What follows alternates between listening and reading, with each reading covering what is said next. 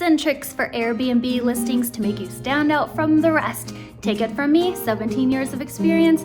I know what works and what doesn't work. Take my tips, use them, and I wish you the best. Also, if you need help, call me. If you have a fireplace, let people use it. Put logs in here. Put some Duraflame logs if you don't want real fires. Just let them use the space and also put it in pictures with the fire lit. It's amazing.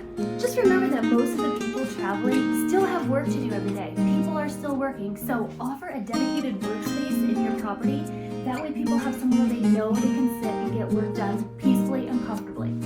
Plants, plants, plants. Nice touch with the welcome basket. When you check into a property, especially in Arizona, when you can't drink the water from the faucet, you always want to have a snack basket and a Brita water filter or bottled water. The last thing you want your guests to have to do when they check in is go to the store. Who doesn't have a pet these days? Allow pets. Just charge a little extra for a cleaning fee if anything's messed up.